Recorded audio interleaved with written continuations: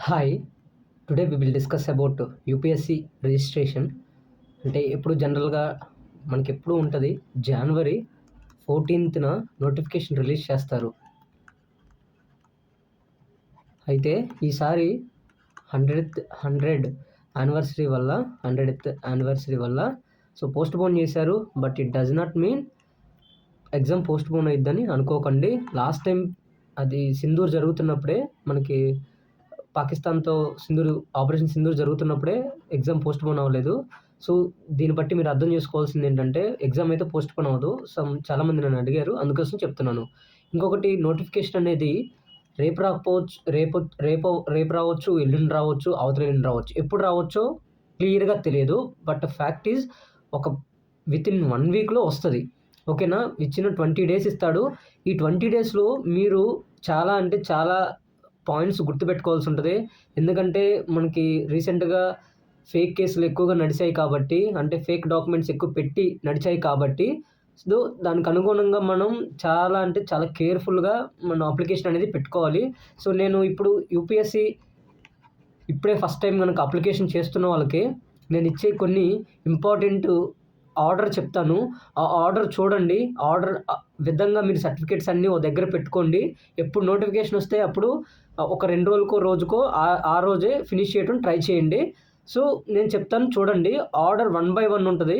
ఇక్కడ మీకు ఈ 1 బై 1 ఉండటం వల్ల మీకొక ఐడియా వస్తది. మీరు డైరెక్ట్‌గా ఏమి తెలియకుండా చేయకో చే చేయటం అలాంటియి ఉండకుండా డైరెక్ట్‌గా నేనిక్కడ పాయింట్స్ ఇస్తాను. దాన్ని మీరు గుర్తుపెట్టుకోవటం, లేదంటే ఓ దగ్గర రాసుకోవడం చేయండి.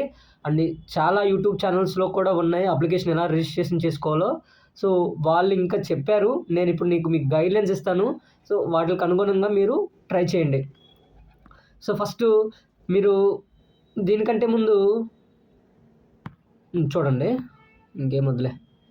సో, చూడండి. ఫస్టు కావాల్సిన డాక్యుమెంట్స్ ఉంటాయి చూడండి. వీటిలో 10th సర్టిఫికేట్ అనేది ఇంపార్టెంటు. Aadhaar ID important. తర్వాత డాఫ్ సంబంధించి ఇంకేం అవసరం లేదు ఇవి. ఓకే. ఇవి మీకు సంబంధించినవి కాదు.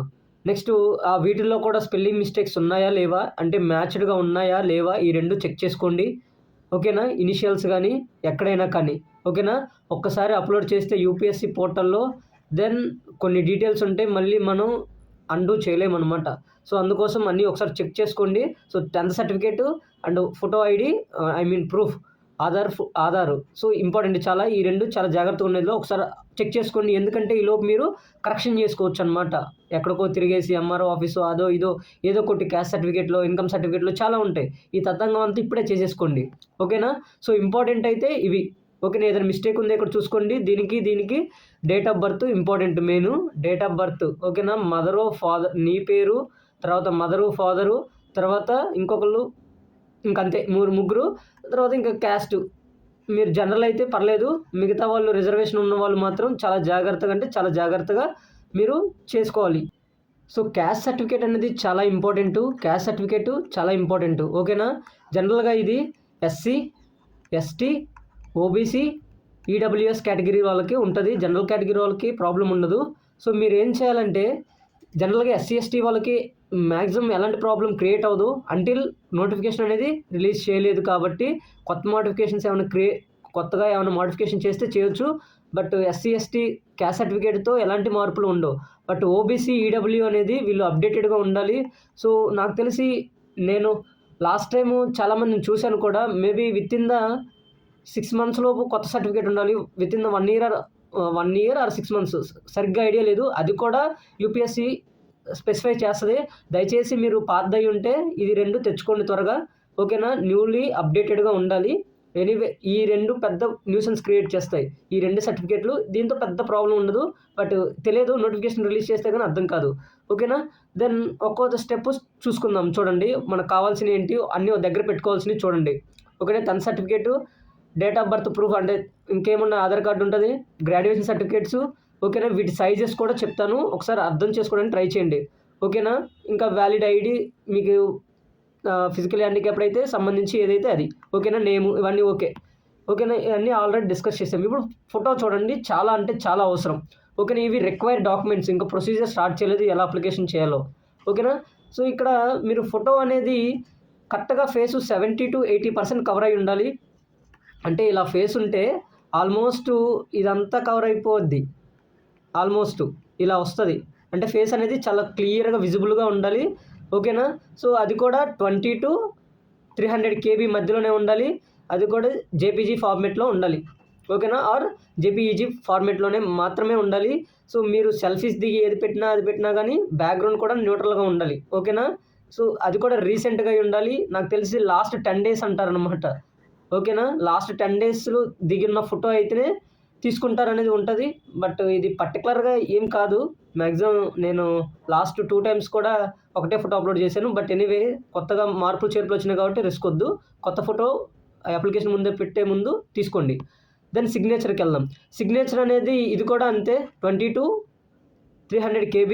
ఓకేనా. హ్యాండ్ రైటింగ్ కూడా చాలా నీట్గా ఉండేటట్టు చూడండి. వైట్ పేపర్ మీద చూడండి. ఓకేనా. నువ్వు ఇలా ఇలా ఇలా అన్నావు అనుకో మొత్తం గోవింద అయిపోద్ది. ఎక్కడైనా అట్లీస్ట్ నీ పేరు చక్కగా నీట్గా రాయండి. ఓకేనా. సో అది సిగ్నేచరు. ఈ రెండు అయిపోయినాయి. నెక్స్ట్ ఇప్పుడు అకౌంట్ క్రియేషన్ ఎలా ఉంటుందో చూడు. జనరల్గా యూపీఎస్సీ పోర్టల్లోకి వెళ్తాము. యూపీఎస్సీ పోర్టల్లోకి వెళ్ళిన తర్వాత మనం ఫస్ట్ రిజిస్ట్రేషన్ చేసుకోవాలి. అకౌంట్ క్రియేషన్ చేసుకోవాలి. అకౌంట్ క్రియేషన్ చేసుకుంటే మనకి ఈజీ అవుద్ది. నెక్స్ట్ ప్రాసెస్కి మనం ఎలిజిబుల్ అవుతాం. అంటే మెయిల్, మొబైల్ నెంబరు, ఓటీపీ దీని ద్వారా మనం క్రియేట్ చేసుకోవచ్చు. వితిన్ 5 to 10 minutesలో అయిపోద్ది ఇది. ఓకేనా. సో ఇది ఎలా అనేది చాలా యూట్యూబ్ ఛానల్స్లో ఉన్నాయి. సో నేను జస్ట్ మీకు ఒక పాత లాంటిది ఇలా చేసుకోవచ్చు అనేది, అంటే మీకు ముందుగా ప్రిపేర్ చేసుకోవడం లాంటిది నేను ఇలా చెప్తున్నానంటే తర్వాత అవకాశాలు ఉన్నాయి. అంటే యూట్యూబ్లో చాలా వీడియోస్ ఉన్నాయి. దానికి అనుగుణంగా మీరు చేసుకోవచ్చు. బట్ ఇది అవేర్గా ఉండండి అంతే. ఇది అవేర్నెస్ కోసమే చెప్తున్నాను. Then universal registration. ఇప్పుడు యూనివర్సల్ రిజిస్ట్రేషన్ ఇది చాలా ఇంపార్టెంట్. ఓకేనా. ఎందుకంటే దీంట్లో కొన్ని మార్చలేమన్నమాట. ఒకసారి మనం సేవ్ చేసిన తర్వాత దాంట్లో ఒకటి name, date of birth, father name, mother name. So ఇవి ఇంపార్టెంట్. ఓకేనా. సో చాలా అంటే చాలా ఇంపార్టెంట్. ఈ డీటెయిల్స్ అన్నీ మీ దగ్గర పెట్టుకోండి. అంటే ఇదే ఆర్డర్లో ఉంటాయి. నేషనాలిటీ ఏంటి, అడ్రస్ ఏంటి, ఇవన్నీ. అడ్రస్ కూడా ఒకసారి చెక్ చేసుకోండి. అన్ని విధాలుగా ఉంటేనే దెన్ వీ విల్ ప్రొసీడ్. ఓకేనా. అప్పటి వరకు సేవ్ చేయకండి. ఇది ఇంపార్టెంట్ చూసుకున్న దగ్గర. ఒక్కసారి లాగైతే మళ్ళీ అవ్వదు. ఈ 4 ఇది ఒక 20 minutes పట్టవచ్చు. ఓకేనా. 1 mistake లైఫ్ లాంగ్ ఇష్యూ. ఓకేనా. చాలా జాగ్రత్తగా ఉండండి.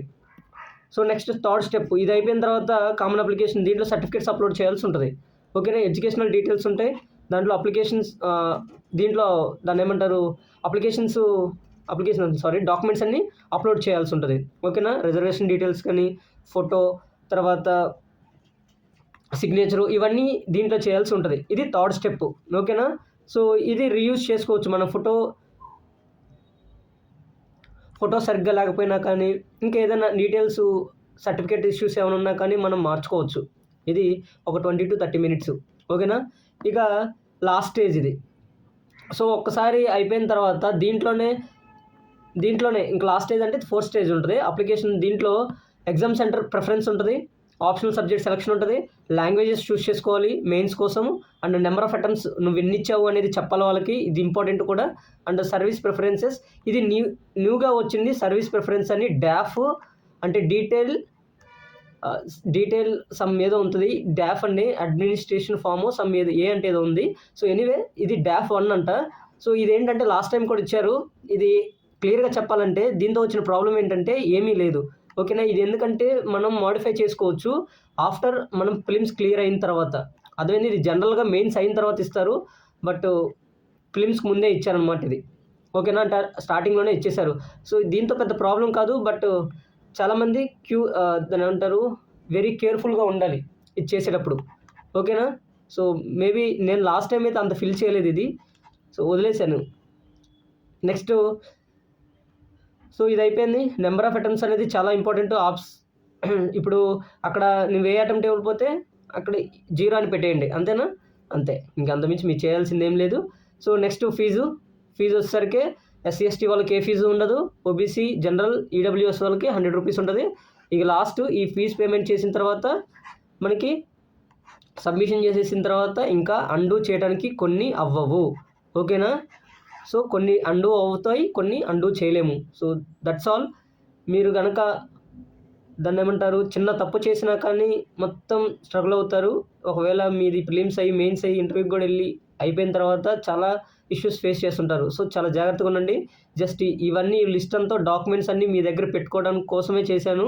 నాకంటే బెటర్గా టీచ్ చేయడానికి యూట్యూబ్లో చాలా ఉన్నాయి, అంటే అప్లికేషన్స్ ఎలా రిజిస్ట్రేషన్ చేసుకోవాలనేది. ఓకేనా? నాకు అంత పెద్ద ఐడియా కూడా లేదనమాట అంత ఎక్స్ప్లెయిన్ చేయడానికి. సో దట్స్ వై మీకు ఒక సర్టిఫికేట్స్ దగ్గర ఉండాలని మీకు ఇవన్నీ చెప్తున్నాను. ఒక ఆర్డర్ ఇలా ఉంటుంది అని ముందుగా అప్లికేషన్ ఫార్మేట్ ఆర్డర్ ఇలా ఉంటుందని మీకు చెప్తున్నాను అంతే. ఓకేనా?